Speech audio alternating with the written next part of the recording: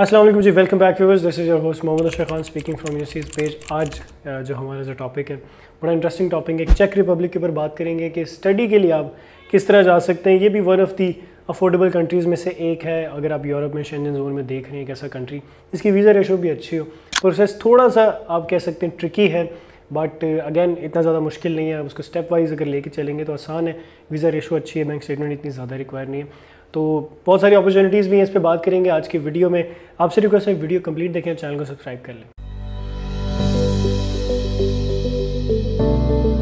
Viewers, check Republic Europe में eastern side पे आता है, या सेंट्रल यूरोप हमें बन जाता है क्योंकि ये एक लैंड लॉक कंट्री है। चारों तरफ इसके लैंड आपको मिलता है। जर्मनी है, ऑस्ट्रिया के बॉर्डर्स में है, मोरोवर स्लोवाकिया है, पोलैंड है। तो इन कंट्रीज़ की मोबिलिटी आपके लिए बड़ी आसान हो जाती है।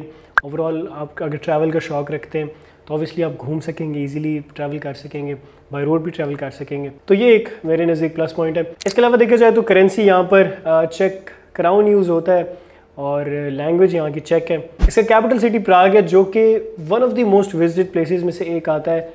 आफ्टर पेरिस अगर देखा जाए तो ये सेकंड नंबर पे आता है, जिसमें पूरी दुनिया से लोग आते हैं, इसको विजिट करते हैं। तो इस वजह से एक इंग्लिश स्पीकिंग का भी एक ट्रेंड आपको नज़र आ जाता है।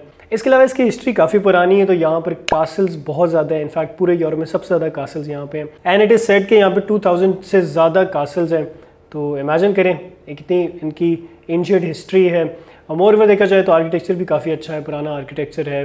आपको लैंडस्केप्स काफ़ी खूबसूरत मिलते हैं, सीनरिक व्यूज़ आपको मिलते हैं। तो अगेन उन लोगों के लिए जो कि टूरिज़्म का शौक़ भी रखते हैं और एक अच्छी जगह से पढ़ना चाहते हैं, अफोर्डेबल कंट्री से पढ़ना चाहते हैं, तो ये एक अच्छा पार्ट हो सकता है। इकोनॉमी वाइज देखिए तो एक अच्छा कंट्री है। बहुत बड़ी इकोनॉमी नहीं है, अगेन जर्मनी फ्रांस जैसी, बट एक बेटर इकोनॉमी है। वर्ल्ड की 30th पे आते हैं लार्जेस्ट एक्सपोर्टर्स के अंदर। एक्सपोर्ट करते हैं गाड़ियों की, ऑटोमोबाइल, गैस, ऑयल। इसके अलावा मशीनरी की एक्सपोर्ट करते हैं, टेक्नोलॉजी की एक्सपोर्ट्स भी करते हैं। यहाँ पर एक कंपनी बहुत मशहूर है, स्कोडा। आपने उसके बारे में ज़रूर सुना होगा, देखा होगा। इसके अलावा एक और इनकी फेमस कंपनी जो कि अवास्ट है, एंटीवायरस भी आपने यूज़ किया होगा, सॉफ्टवेयर साइबर सिक्योरिटी की कंपनी है।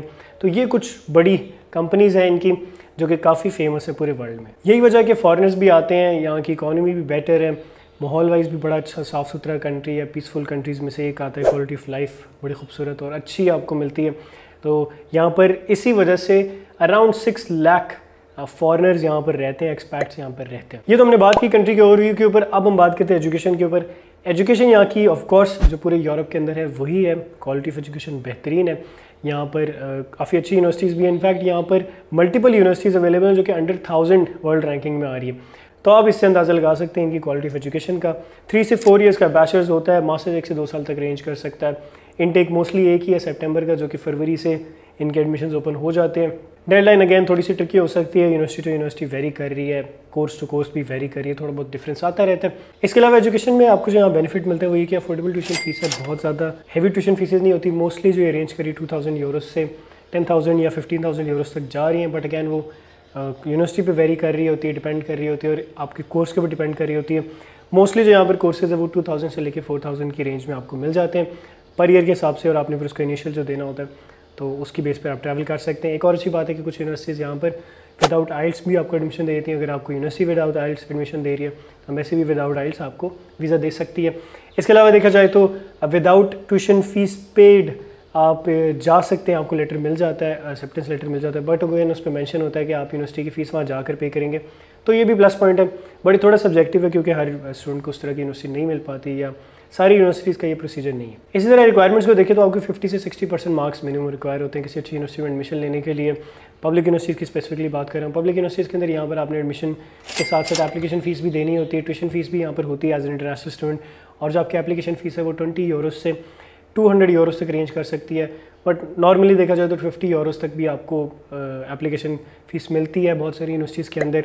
इसके अलावा बात करते हैं कुछ टॉप यूनिवर्सिटीज़ की कि कौन कौन सी टॉप यूनिवर्सिटीज़ अवेलेबल हैं। तो इन टॉप यूनिवर्सिटीज़ के अंदर सबसे पहला नाम चार्ल्स यूनिवर्सिटी का आता है, जिसकी रैंकिंग 248 है। इसके अलावा देखेंगे तो मेजरक यूनिवर्सिटी है, 400 रैंकिंग पे आ रही है। चेक टेक्निकल यूनिवर्सिटी ऑफ पराग है जो कि 454 रैंकिंग पे आती है।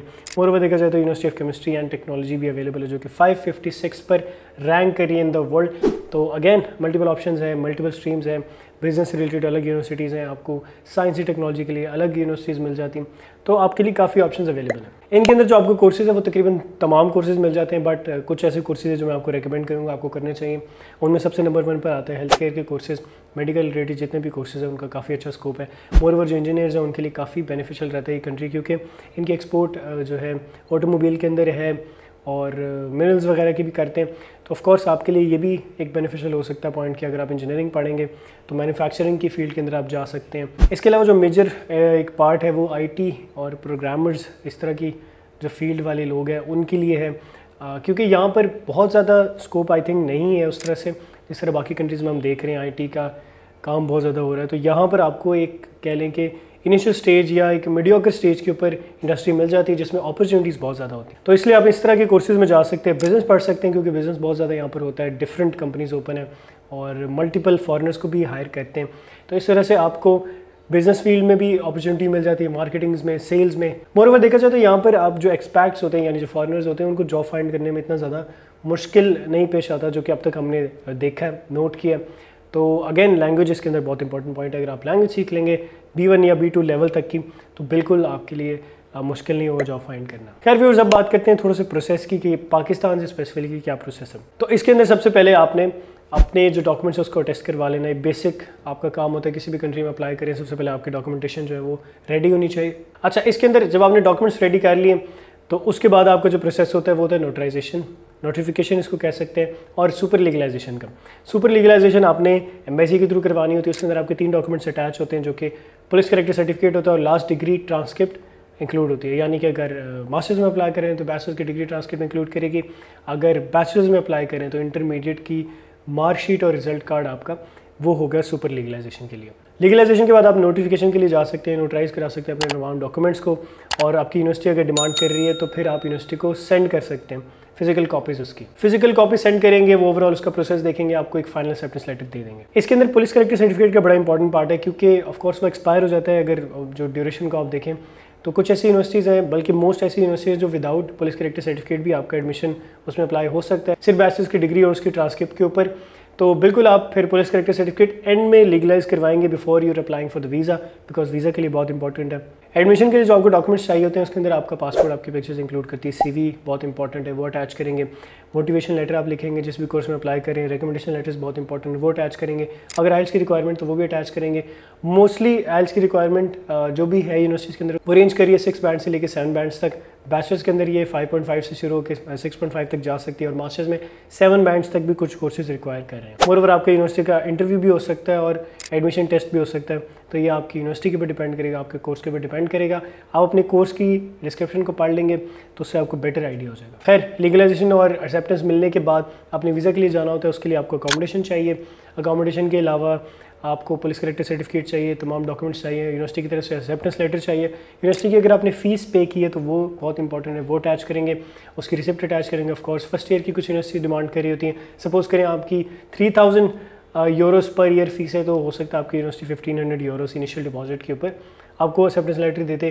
कुछ यूनिवर्सिटीज़ फर्स्ट ईयर की फ़ीस आपसे कंप्लीट मांग सकती हैं, और कुछ यूनिवर्सिटीज़ आपको विदाउट पेइंग एनी एडमिशन या इनिशियल फ़ीस आपको एडमिशन दे सकती हैं। इसके अंदर आपकी हेल्थ इंश्योरेंस भी इंक्लूड करती है जो कि 500 यूरो से 1000 यूरोस तक रेंज कर सकती है, तो ये आपने देख लेनी है। लास्टली व्यूअर्स, आपका इंटरव्यू होता है जिसके अंदर आपसे यही तमाम प्रोसेस के बारे में पूछा जा सकता है, आपकी यूनिवर्सिटी के बारे में पूछा जा सकता है, आपके प्लान्स के बारे में पूछा जा सकता है। तो ये तमाम चीज़ें आपने अपने माइंड में रखनी है। व्यूअर्स, बैंक स्टेटमेंट के हवाले से देखें तो बड़ा इंपॉर्टेंट पॉइंट है।